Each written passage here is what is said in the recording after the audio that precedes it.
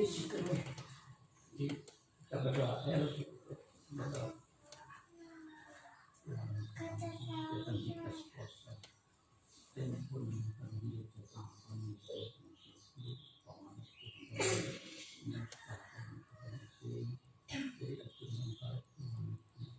Sembahyang dan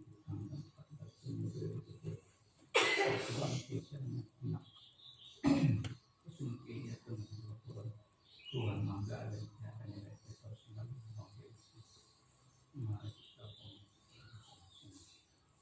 terima kasih Tuhan. Tuhan memberkati, Tuhan yang bersama selalu dan itu kami Tuhan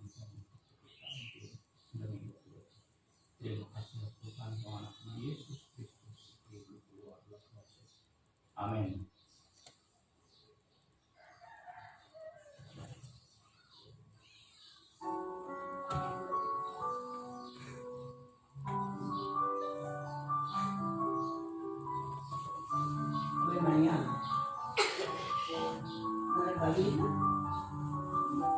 Zaman dulu ya. Kalau saya tidak tahu, ia kata dia tahu cuma lawan tahu dia.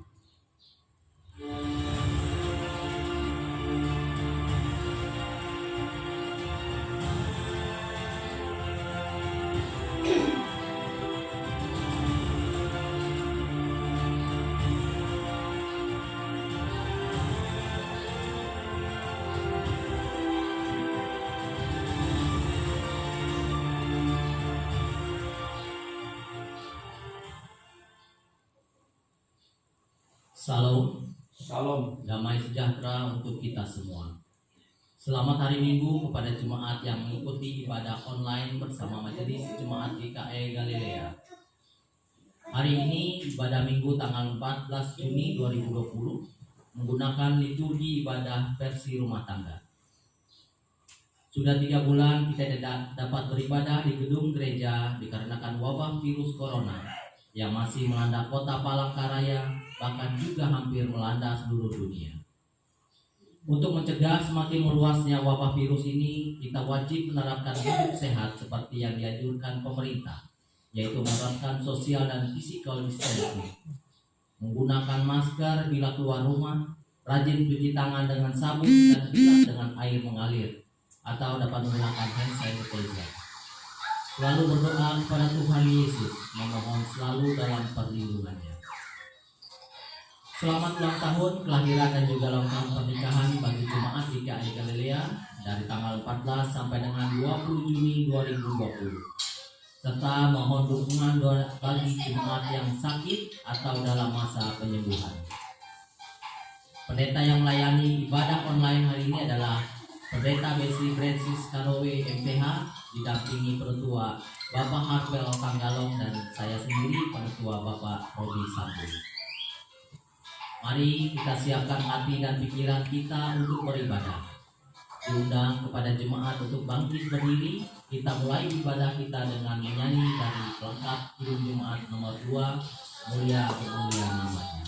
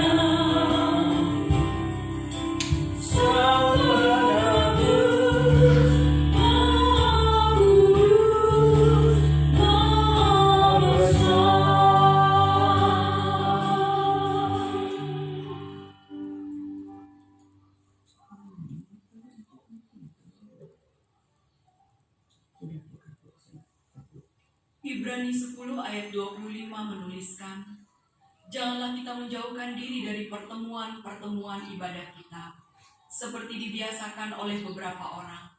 Tetapi marilah kita saling menasihati dan semakin giat melakukannya menjelang hari Tuhan yang mendekat.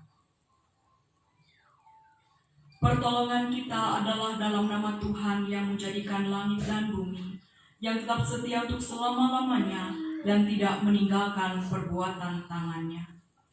Kasih karunia dan damai sejahtera dari Allah Bapa kita dan dari Tuhan Yesus Kristus menyertai kamu. Amin. Jemaat dipersilakan duduk kembali. Mari bersama kita menyanyi dari Nyanyikanlah Kidung Baru nomor 122, bait 1 dan bait yang ketiga, Ku ingin berperangai.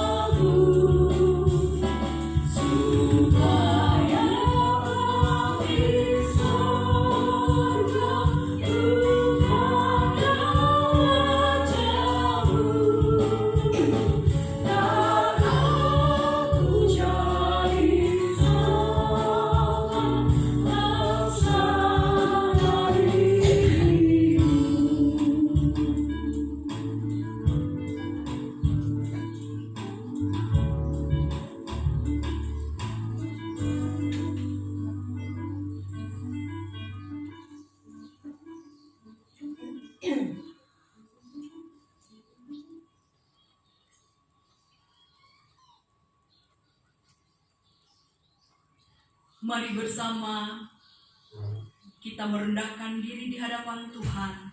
Kita berdoa dan mengungkapkan syukur kepadanya. Kami mengucap syukur kepadamu ya Allah atas kasih dan kebaikan-Mu dalam hidup kami. 1 minggu telah berlalu dan hari ini ya Tuhan masih dengan nafas kehidupan yang Kau anugerahkan. Kami berkumpul bersama dengan saudara-saudara kami, keluarga kami. Kami bersyukur Tuhan masih memberikan kesehatan, kekuatan bagi kami. Semuanya atas anugerah dan berkat Tuhan. Kami mohon ampun atas dosa dan salah kami ya Tuhan, sehingga kami layak mengagungkan, memuji, memuliakan kebesaran nama-Mu di hari-Mu yang kudus itu. Kami percaya Tuhan saat ini Engkau hadir bersama dengan kami. Di rumah kami masing-masing, Engkau hadir. Bahkan di dalam hati kami, Engkau berfirman. Kami memohon pengasihan-Mu ya Tuhan, sehingga saat ini kami boleh mengikuti ibadah ini dengan sungguh-sungguh dan dengan pertolongan Tuhan. Urapan Roh-Mu yang kudus ya Tuhan, yang menolong kami. Di dalam Yesus Kristus kami memohon pengasihan-Mu, bersyukur dan berterima kasih. Amin. Jemaat yang kekasih, mari bersama kita kembali menyanyi dari kidung pujian yang berjudul Kau Berfirman.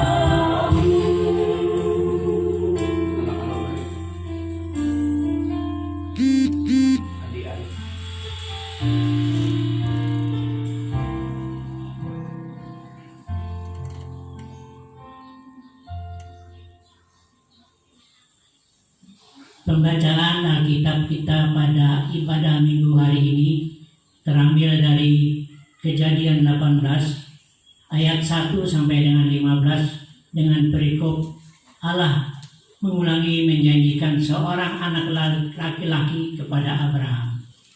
Yang demikian bunyinya. Kemudian Tuhan menampakkan diri kepada Abraham dekat pohon tarbatin di Mamre.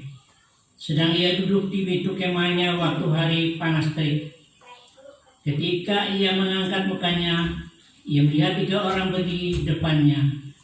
Sesudah dilihatnya mereka, ia berlari dari pintu kemahnya, menyongsong mereka, lalu sujudlah ia sampai ke tanah, serta berkata, Tuanku, jika aku telah mendapat kasih Tuanku, janganlah kiranya lampaui hamba-Mu ini. Biarlah diambil air sedikit basuhlah kakimu dan duduklah beristirahat di bawah pohon ini. Biarlah aku ambil sepotong roti, supaya tuan-tuan segar kembali. Kemudian bolehlah tuan-tuan meneruskan perjalanannya. Sebab tuan-tuan telah datang ke tempat hamba-Mu ini. Jawab mereka, perbuatlah seperti yang kau katakan itu. Lalu Abraham segera pergi ke kemah mendapatkan Sarah serta berkata, segeralah ambil 3 sukat tepung yang terbaik, remaslah itu dan buatlah roti bundar. Lalu beralihlah Abraham kepada lembu-lembu sapinya. Ia mengambil seekor anak lembu yang empuk dan baik dagingnya dan memberikannya kepada seorang bujangnya. Lalu orang ini segera mengolahnya. Kemudian diambilnya daging dan susu serta anak lembu yang telah diolah itu. Lalu dihidangkannya di depan orang-orang itu. Dan ia berdiri dekat mereka di bawah pohon itu. Sedang mereka makan, lalu kata mereka kepadanya, di manakah Sarah istrimu? Jawabnya, di sana, di dalam kemah. Dan firman-Nya, sesungguhnya aku akan kembali tahun depan mendapatkan engkau. Pada waktu itu, itulah Sarah istrimu akan mempunyai seorang anak laki-laki. Dan Sarah mendengarkan pada pintu kemahnya yang di belakangnya. Adapun Abraham dan Sarah telah tua dan lanjut umurnya, dan Sarah telah mati haid. Jadi tertawalah Sarah di dalam hatinya, katanya, akan berhaikal aku setelah aku sudah layu, sedangkan tuanku sudah tua. Lalu berfirmanlah Tuhan kepada Abraham, mengapa Sarah tertawa dan berkata, sungguhkah aku akan lahirkan anak, sedangkan aku telah tua? Adakah sesuatu apapun yang mustahil untuk Tuhan? Pada waktu yang telah ditetapkan itu tahun depan, aku akan kembali mendapat engkau. Pada waktu itulah Sarah mempunyai seorang anak lelaki. Lalu Sarah menyangka, katanya, aku tidak tertawa, sebab ia takut. Tetapi Tuhan berfirman, tidak, memang engkau tertawa.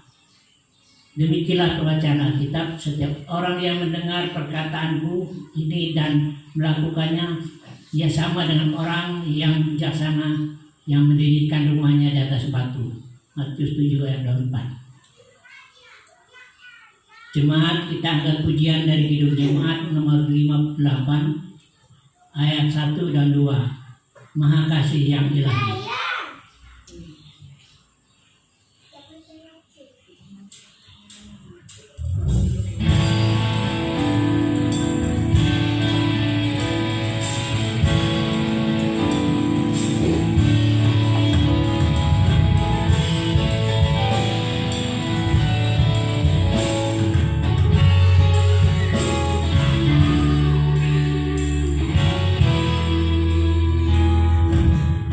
Tuhan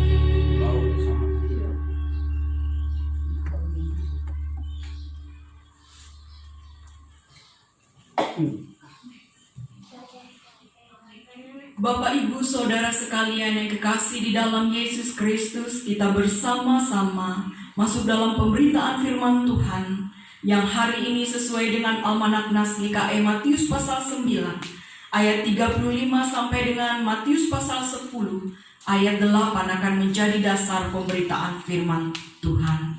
Tapi sebelumnya mari bersama kita merendahkan diri di hadapan Tuhan, kita berdoa.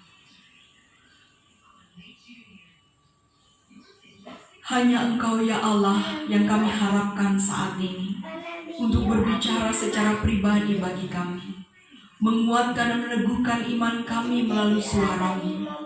Biarlah kami tetap dimampukan menjalani kehidupan ini, meski berat harus dijalani, tapi kami yakin dan percaya firman-Mu akan meneguhkan langkah kami, menguatkan iman kami.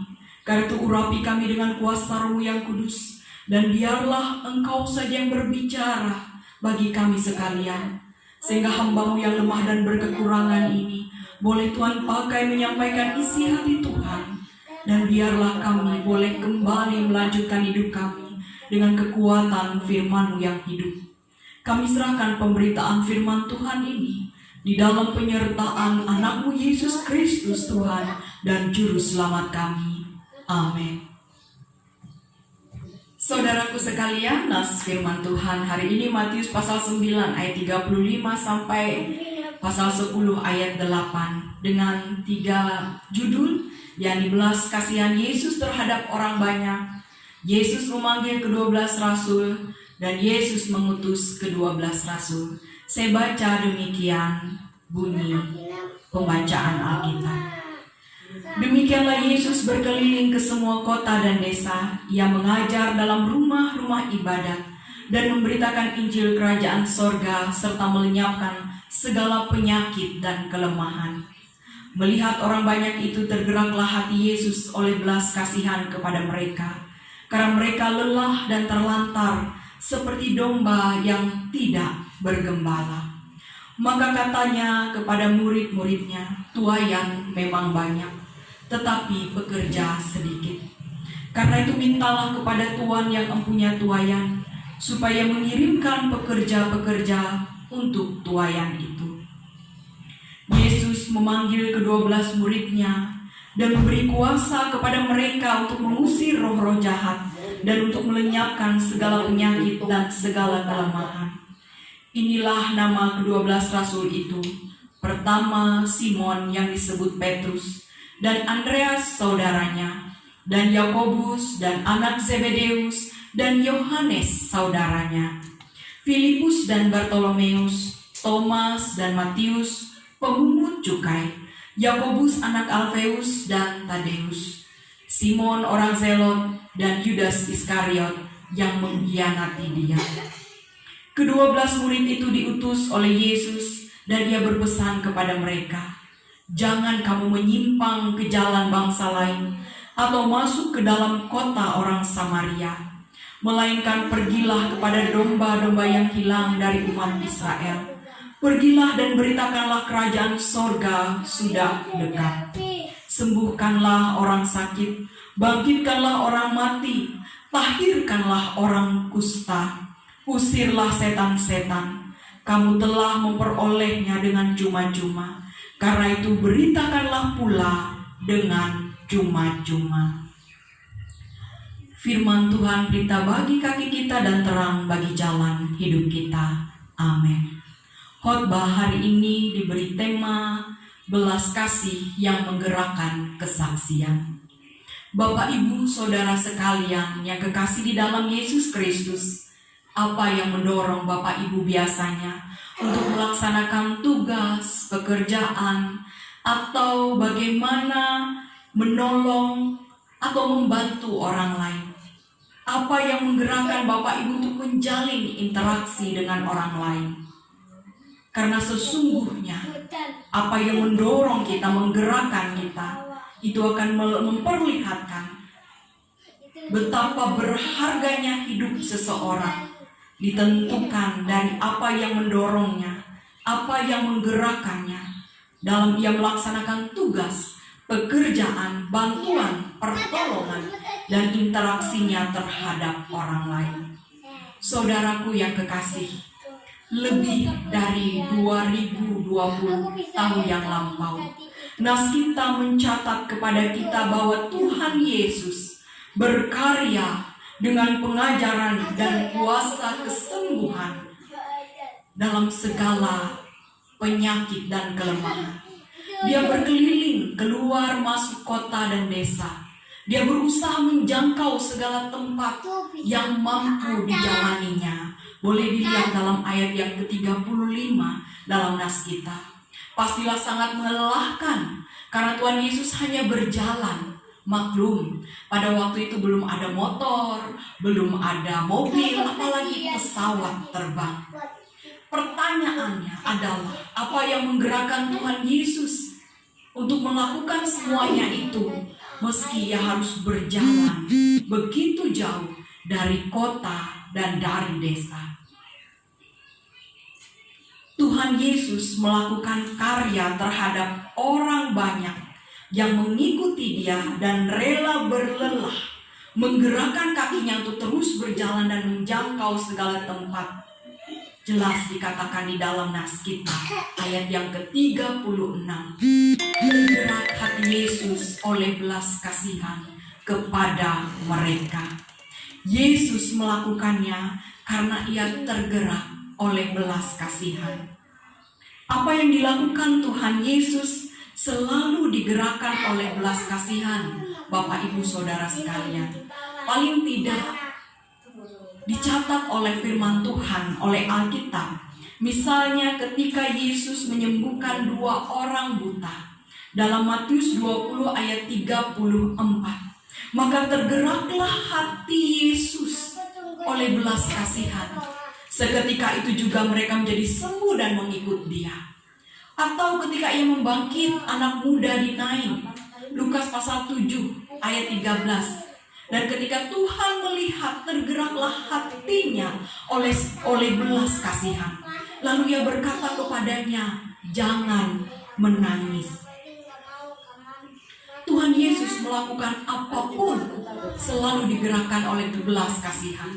Dan itu pula yang diinginkannya dari kita.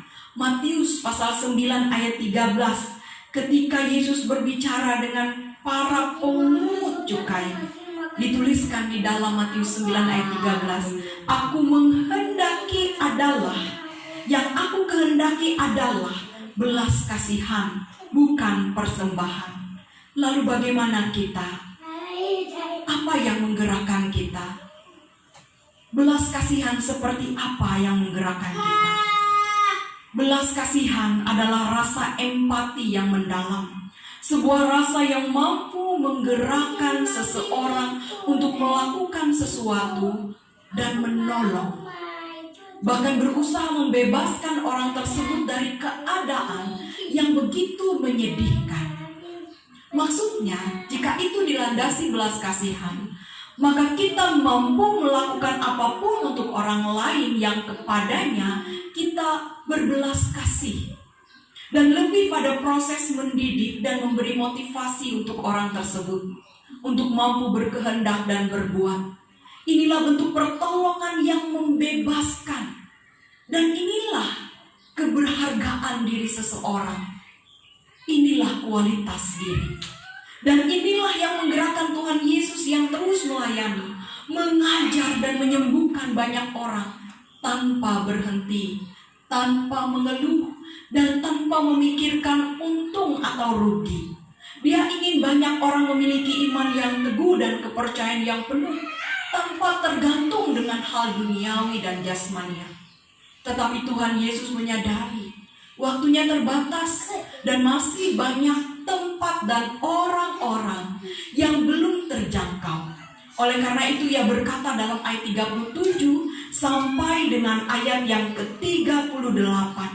Maka katanya kepada murid-muridnya, tuaiannya memang banyak, tetapi pekerja sedikit. Karena itu mintalah kepada Tuhan yang mempunyai tuaian, supaya ia mengirimkan pekerja-pekerja untuk tuaian itu. Tuhan Yesus memandang orang-orang yang perlu dilayani itu dengan tuaian. Jika tidak segera dituai, padinya akan membusuk. Artinya Tuhan Yesus juga hendak mengatakan, ayo bersegera, cepat lakukan pekabaran Injil, pengajaran dan pemulihan, agar orang-orang yang ingin tahu, bahkan haus akan kebenaran itu, segera dipuaskan. Mereka yang hilang dan tersesat segera ditemukan. Dan itu adalah ajakan bagi kita semua. Inilah wadah kesaksian kita. Saudaraku, orang dunia mungkin tidak suka dengar nama Tuhan Yesus. Tapi orang takkan menolak kesaksian kita tentang Yesus. Yang apa yang menggerakkan kita melakukan sesuatu untuk dunia ini. Menolong dan membebaskan orang dari sakit dan kelemahan. Membebaskan orang dari kungkungan, keterbelakangan. Tuhan Yesus sudah memanggil 12 orang muridnya untuk menerima kuasa darinya. Dan mereka diajarkan agar hanya bergantung kepada belas kasih Allah dengan tidak mengandalkan hal-hal materi. Matius pasal 10 ayat 1 sampai dengan ayat yang ke-8. Saudaraku yang kekasih, belas kasihan inilah yang juga menggerakkan kita melakukan kesaksian kita bagi sekeliling kita. Saat ini gereja sungguh-sungguh ditantang untuk mampu bersaksi. Saat pemerintah mulai menawarkan habitus baru, kebiasaan baru, cara hidup baru dengan istilah new normal, gereja harus mampu menjawab tantangan hidup baru ini dengan hikmat dari Tuhan. Tidak bertindak asal-asalan, apatis dengan aturan kesehatan, atau hanya berlaku ikut-ikutan. Orang bisa pergi ibadah ke rumah ibadah, kenapa kami tidak, kenapa kita tidak? Inilah tantangan kesaksian kita, bagian dari tri panggilan gereja, yakni bersaksi, bersekutu, dan melayani. Dengan belas kasihan, saudaraku sekalian, kita bertindak agar segala sakit penyakit dan kelemahan tidak datang dari gereja. Namun sebaliknya kita mampu menghentikan rantai penyebaran sakit penyakit dan kelemahan itu. Disinilah panggilan kita, bersaksi bagi dunia dengan belas kasih dari Kristus Yesus. Karena itu mari bersama teruslah bersaksi dengan belas kasih. Karena Tuhan Yesuslah yang menolong kita untuk mampu menjadi orang yang menyatakan kesaksian kebenaran Tuhan di tengah-tengah dunia ini. Tuhan Yesus memberkati kita yang mendengar dan melakukan kehendak-Nya. Amin. Mari bersama kita merendahkan diri di hadapan Tuhan. Kita naikkan syafaat kita. Ya Allah, pencipta langit dan bumi, Raja alam semesta, Tuhan yang maha mulia dan Bapa yang penuh kasih. Tiada Allah yang seperti Engkau, tiada Tuhan yang begitu dahsyat selain Engkau. Tiada yang kami harapkan selain Engkau ya Bapa di dalam Yesus Kristus. Kami bersyukur, kami bermazmur, menyanyikan pujian dan sembah untuk setiap kebaikan-Mu dalam hidup ini.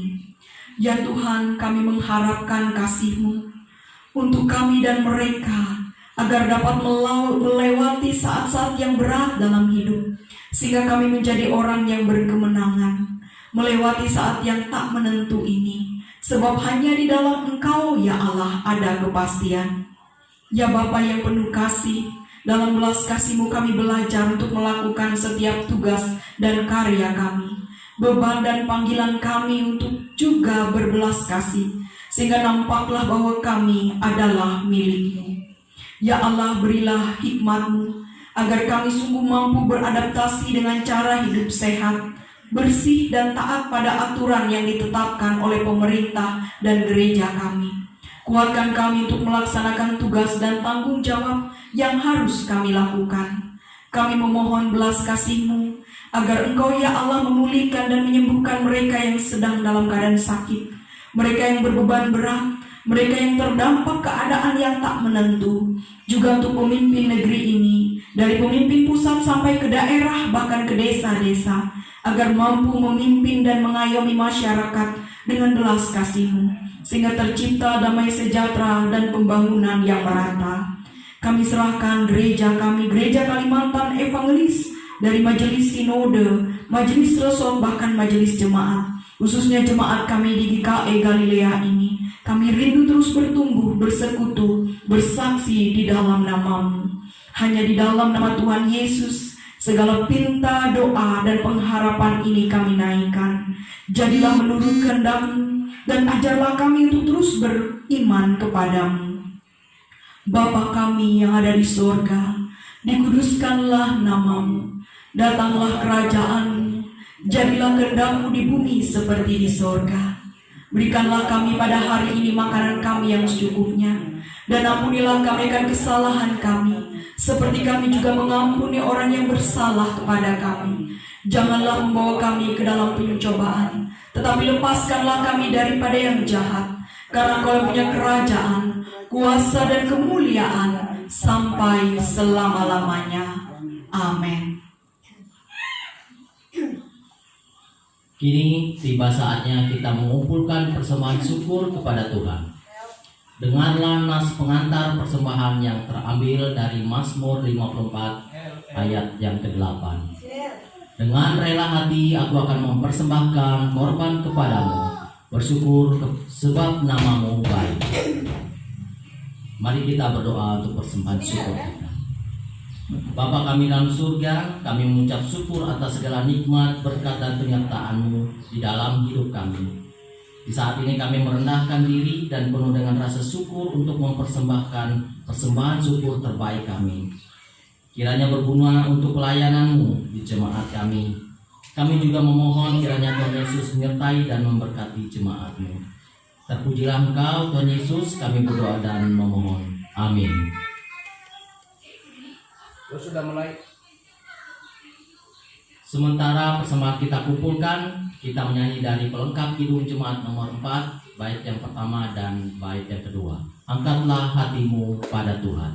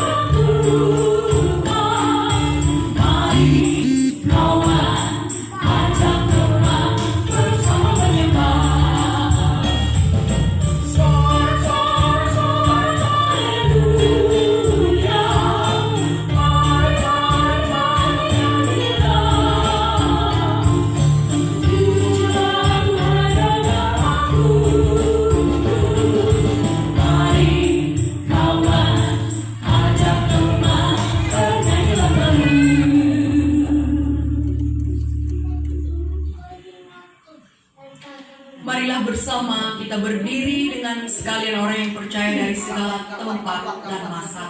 Kita bersama mengucapkan pengakuan iman rasuli. Aku percaya kepada Allah Bapa yang Maha Kuasa, Khalik langit dan bumi, dan kepada Yesus Kristus, anaknya yang tunggal Tuhan kita, yang dikandung daripada Roh Kudus, lahir dari anak darah Maria, yang menderita di bawah pemerintahan Pontius Pilatus, disalibkan, mati dan dikuburkan, turun ke dalam kerajaan maut. Pada hari yang ketiga bangkit pula dari antara orang mati, naik ke sorga, duduk di sebelah kanan Allah Bapa yang Maha Kuasa, dan akan datang dari sana untuk menghakimi orang yang hidup dan yang mati. Aku percaya kepada Roh Kudus, gereja yang kudus dan am, persekutuan orang kudus, pengampunan dosa, kebangkitan daging, dan hidup yang kekal. Haleluya.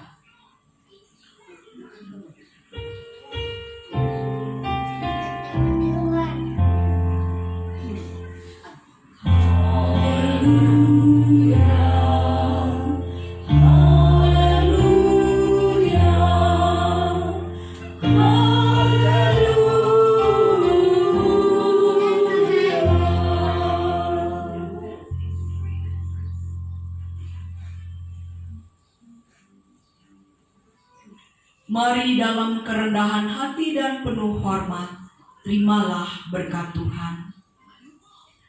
Kasih karunia dari Allah Bapa, damai sejahtera Tuhan Yesus Kristus, serta persekutuan dengan Roh Kudus, menyertai kita sekalian, sekarang sampai selama-lamanya. Amin.